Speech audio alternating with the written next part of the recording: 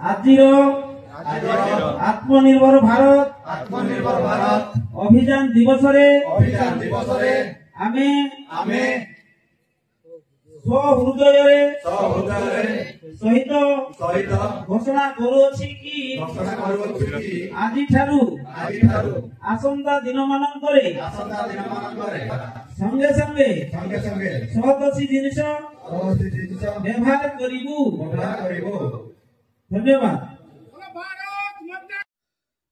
Laxmipur mini stadium ठारे आज पूर्वतन विधायक कैलाश चंद्र कुलेसिका सभापतित्व और ब्लॉक सभापति अजय खरांक परिचालन आत्मनिर्भर भारत संकल्प अभियान विधानसभा सम्मेलन अनुष्ठित हो जाए। मुख्य अतिथि भाव कोरापुट लोकसभा प्रार्थी कालीराम माझी, मुख्य वक्ता भाव अवसर प्राप्त नवरंगपुर जिला शिक्षा अधिकारी रवीन्द्रनाथ खोसला, सम्मानित अतिथि भाव बीजेपी जिला उपसभापति नकुल बिसोई, पंचायत समिति अध्यक्षा सुआई कुलेसिका, उपाध्यक्षा आरती कुलदीप, एसटी मोर्चा उपसभापति उदय हिक्का, बीजेपी जिला संपादक अगस्ती हालबा और रवीन्द्र पाढ़ी, युव मोर्चा साधारण संपादक मनोज साहू प्रमुख उपस्थित थे।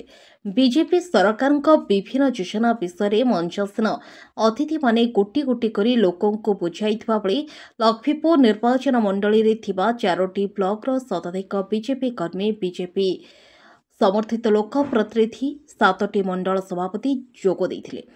श्रीयुक्त कुलेसिका संगठन मजबूत करी किपरि समस्त जिला परिषद आसन समेत पंचायत समिति अध्यक्षा, उपाध्यक्षा, सरपंच पदवी बीजेपी दल अखतियारी करिबो से नै सम्मेलन रे उपस्थित कर्मी मानकु गुरुमंत्र देथिले।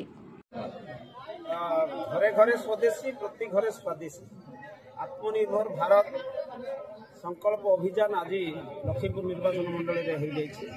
एटी समस्त अंचल जनसाधारण और कर्मकर्ता माने उपस्थित थे। स्वदेशी को केमती आपणेबे, विदेशी को केमती छाड़े एवं स्वदेशी वस्त्र आमर विशेषकर कटपाड़ हो कि संबलपुरी हो कि आपणकर डंगरिया आदिवासी मानकर जो परिधान वस्त्र यहाँ जाक और खाइबारे आमर विशेषकर मांडिया मिलेट मिशन सहीटा केमती व्यवहार करेंगे, स्वदेशी को आपणेबे। ये आज गोटे आत्मनिर्भर भारत अभियान कार्यक्रम होता भारतीय जनता पार्टी आगामी दिन में एमती प्रत्येक भारतीय जनता पार्टी खाली राजनीति नुह लोक को आत्मनिर्भरशील करने जो प्रकार आह्वान देते भारत प्रधानमंत्री धन्यवाद दूसरी प्रेरणा आम भारत समस्त बीजेपी कार्यकर्ता माने स्वदेशी एवं आत्मनिर्भर होगापी गाँ गाँव में पहुंचिक कार्य करेंगे। आगामी त्रिस्तरीय निर्वाचन निहाती पक्षे सफल होगापी कार्य करूँ और आप डबल इंजिन सरकार अच्छी जिते योजना गुड़ाक अच्छी जनहित योजना गाँ गहल में पहुंचाई त्रिस्तरीय पंचायत राज आम हाथ को जमी आसो कर्मी मान सचेतन भोटर्स मान निवेदन।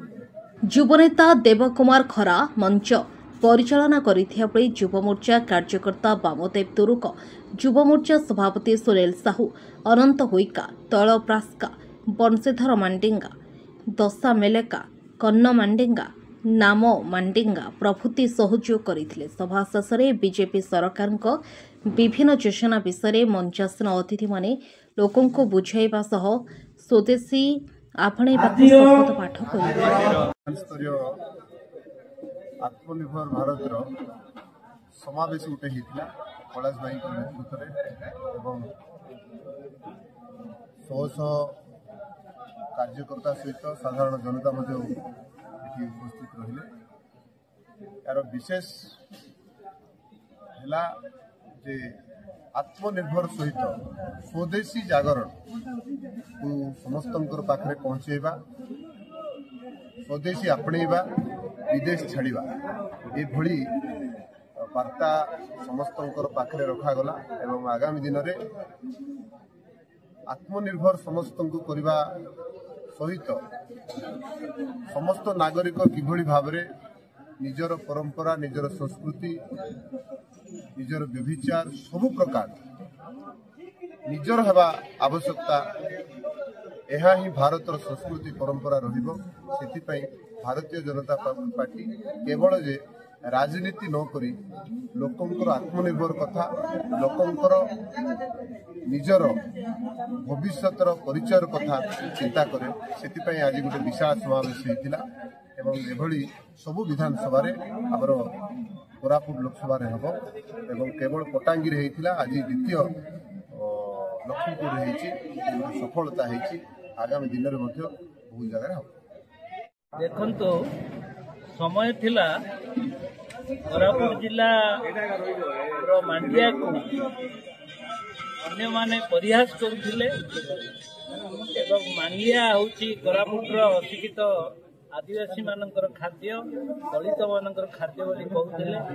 କିନ୍ତୁ 2023 ମସିହାରେ ମିଳିତ ଜାତିସଂଘରେ 64ଟି ରାଷ୍ଟ୍ର ଉପସ୍ଥିତ ଥିଲେ ଏବଂ ମିଲେଟ୍ ମିଶନକୁ ସମସ୍ତ 64ଟି ପୃଥିବୀର ରାଷ୍ଟ୍ର ସମର୍ଥନ କରିଥିଲେ ଏବଂ ସେହିଦିନ ଠାରୁ ଆଜି ସମଗ୍ର ବିଶ୍ୱ ଦରବାରରେ ମିଲେଟ୍, ମାଣ୍ଡିଆ, ବାଜରା ଇତ୍ୟାଦି ବହୁତ ଲୋକପ୍ରିୟ ହେଇଛି ଏବଂ ଏ ମାଣ୍ଡିଆ, ବାଜରା ଇତ୍ୟାଦିରେ ଯେଉଁ ଖାଦ୍ୟ ପ୍ରସ୍ତୁତ ହେଇଛି ତାହା ବିଦେଶୀମାନେ ମଧ୍ୟ ଆଗ୍ରହ ସହିତ ଗ୍ରହଣ କରୁଛନ୍ତି।